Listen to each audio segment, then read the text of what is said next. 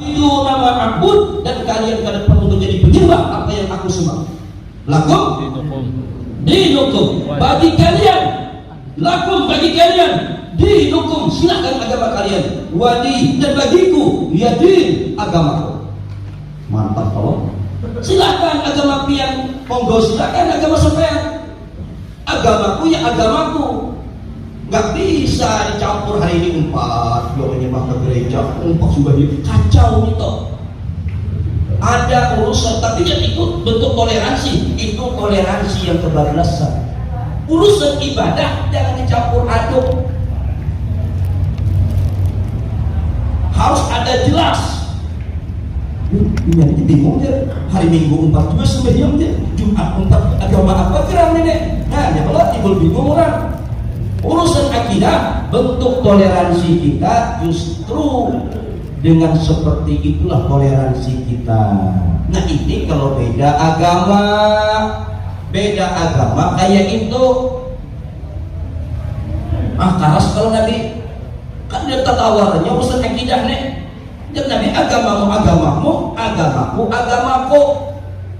Nah, itu kita harus keras mempertahankan itu. Mempertahankan akidah ini. Jadi maksud turun keras dengan orang kafir adalah keras dalam urusan mempertahankan akidah. Yang kedua, ciri umat Nabi Muhammad ruhama bainahum, keras dengan orang kafir tapi berkasih sayang di antara sesamanya. Kadang-kadang berbeda dengan orang kafir, maka akrab, sayang, lawan kawan, seagama, seakidah, bercaci maki. Nah, bakal arasan, apalagi beda aliran, di situ berkunut, di sini kada, di situ tarawihnya 11, di sini 23, bakal arasan di masjid, petapa meja berdua, berdebat, ujung-ujungnya, ayo saja, berusaha diurusin. Pokoknya lakum dinukum waliyadin. Nah, kenapa dalilnya makan lakum dinukum waliyadin? Salah, mungkin kesesatan kan kalau sini. Seharusnya seagama itu bukan lakum dinukum waliyadin, dalil yang pas. Itu untuk beda agama. Kalau beda amalan tata cara ibadah, katakanlah lana a'maluna walakum a'malukum. Bagi kami begini cara amalan kami, bagi kalian monggo silahkan semacam itu amalan kalian. Jadi harus akur, hidup berdampingan. Makanya komunitas Haikal Subuhan ini dalam rangka kita menjalin kebersamaan, dirangkai di dalam ibadah salat subuhan. Ini insya Allah menjadikan ciri umat Nabi Muhammad yang kedua. Yang ketiga ciri umat Nabi Muhammad, tarahum ruk'an sujada. Mereka itu orang-orang yang rukuk sujud. Tidak kita sembahyang. Itu sudah ciri pertama. Nah, apabila orang kepada bersembahyang lagi kacau sudah, kacau. Kalau sampai ibadah yang satu nih ditinggalkan, itu sangat susah sekali. Nah, sehingga ada orang minta banyu lawan bini ulun, minta banyu karena bini ulun itu ustazah juga di kampung sana, ya, Taman Al-Falah juga. Ya. Jadi ustazah dari salah satu jemaah, minta banyu tuna minantu ulun tuh, bini-bini minantunya yang meminta ini mama Tuhannya. Ngalih benar dia sembahyang pada mau waktu dia hamil semalam, belum kira waktu mungkin karena hamil kah ada sembahyang, orang justru hamil doang sembahyang.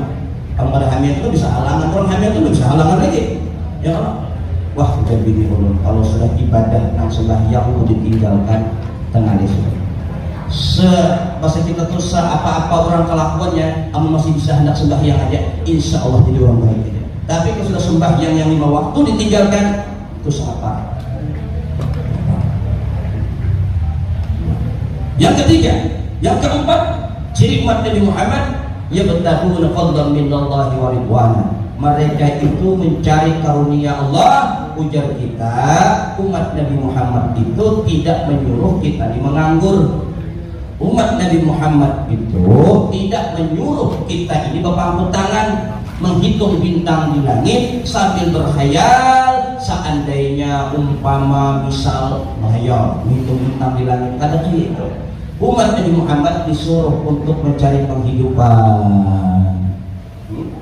Bahkan itu jihad juga.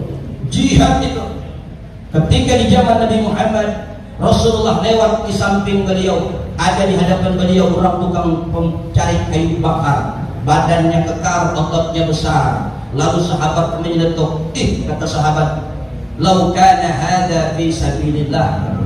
Seandainya, ujar sahabat, badan yang besar itu digunakan untuk jihad fi sabilillah. Ini kadang mencari kayu aja gawian, dunia aja digawe. Langsung ditegur oleh Rasulullah. Kata Rasulullah, jangan salah sangka. In kana kharaja yas'a ala waladihi shighara fa huwa fi sabilillah. Seandainya dia keluar rumah niatnya untuk menafkahi anaknya yang kecil-kecil, dia berusaha begawi keluar rumah menafkahi anaknya yang halus-halus di rumah, fa huwa fi sabilillah, itu termasuk orang yang berjihad di jalan Allah. Jadi jihad ini ada harus perang melawan musuh yang nyata di medan laga mengangkat senjata, tidak. Tapi jihad ini maknanya luas. Orang begawi mencari penghidupan, tukang ojek, ojek tuh jangan sirai tuh, tukang tambal ban tuh, begawi di pinggir jalan, vulkanisir, ya kalau beisukan membawa agar rumah, parkir di pinggir jalan, lewat di muka rumah orang kampung, orang kada mengerti, ayo. Makanya sesungguhan sudah begawi, dunia hanya dicari, inyak ada tahu. Si tukang tambal tadi niatnya berusaha setelah sholat subuh untuk menafkahi bini anak fisabilillah, kata Rasulullah. Nukarkan susunya fisabilillah itu. Inilah yang dimaksud oleh Rasulullah di dalam hadis beliau, kam min amalin yutasawwaru fi a'malid dunya.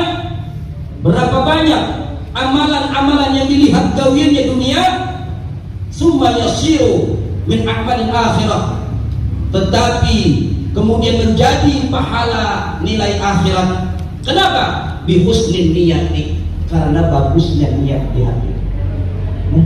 Makanya pian begawi dunia lah, kamu diniatkan hatinya bagus, aku begawi ini menafkahi bini yang berbini, yang sudah beranak menafkahi anak, atau ya Allah belum begawi ini supaya dapat rezeki nyaman beribadah.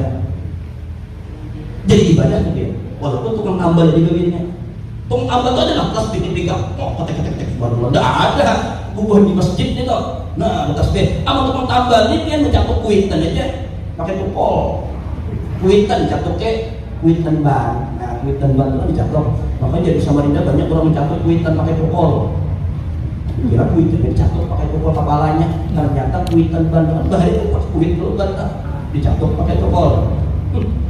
Ada juga kuitan tinggal di rumah makan, kuitan gigi. Nah, itu kan toh. Kuitan gigi tinggal dikira kuitannya orang tuanya. Nah, tapi sebaliknya jurnal Nabi.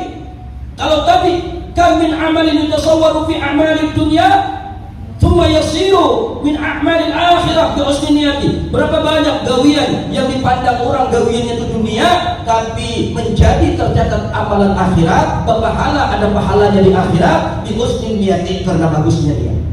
Tapi sebaliknya, wa kam min amalil akhirah, berapa banyak pula amalan akhirat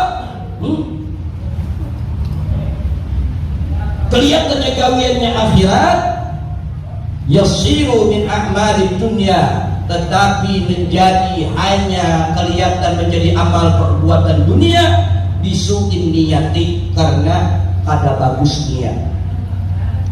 Dia kurang merajinnya aja ke masjid, bagus benar masjid itu, Johor jam 12, jam 11, jam 9 sudah duduk di masjid. Dilihat kurang kan ibadah terus. Ternyata apa? Ada anak gadis pengurus masjid di rumah situ, atau mungkin ada jamur janda muda di bawah umur. Nah, itu modus ke masjidnya itu niatnya bukan karena ibadah. Ada juga yang rajin di masjid, kenapa? Mengincar celengan masjid, kotak wakaf itu ada banyak juga kayak itu. Nah, gaya ibadah. Kelihatannya ibadah, tapi karena niat kada bagus, kada tertulis amalan akhirat. Tapi sebaliknya, amalan akhirat, amalan dunia, kalau diniatkan untuk amalan akhirat, menjadi amalan akhirat. Itu kata Rasulullah, jangan salah. Kalau dia keluar rumah niatnya untuk ala waladihi shighara, untuk menafkahi anak-anaknya yang kecil, fa huwa fi sabilillah. Itu termasuk orang yang fi sabilillah. Pernah di Samarinda itu salah satu ojek online meninggal dan viral di koran, di media sosial, dikirim meninggalnya kecelakaan tunggal Jalan Poros Samarinda Bontang. Jadi kecelakaan tunggal ini mungkin entah terlalu lelah atau bagaimana, meninggalnya masih memakai baju jaket kebanggaannya itu warna hijau. Ada sempat dipoto orang. Nah, ini jangan salah, si ojek online tadi kalau niatnya keluar rumah untuk menafkahi anak-anaknya, apalagi musim corona macam begini, ya kah, kalau ada keluar rumah mencari penghidupan, bahaya anak keluarga. Ternyata meninggal, berarti orang tadi niatnya ibadah bisa gitu. Yang kedua kata Nabi, in kana kharaja yas'a ala abawaini syaikhaini kabiraini fa huwa fi sabilillah.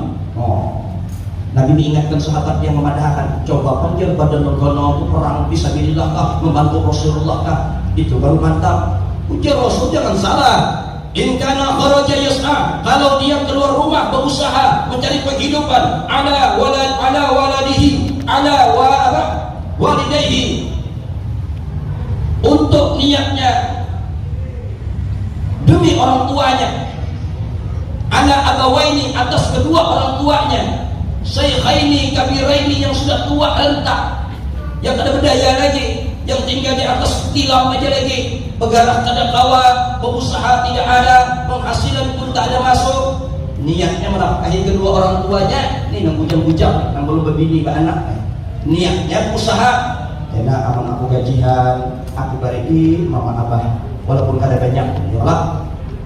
Apa kata Nabi?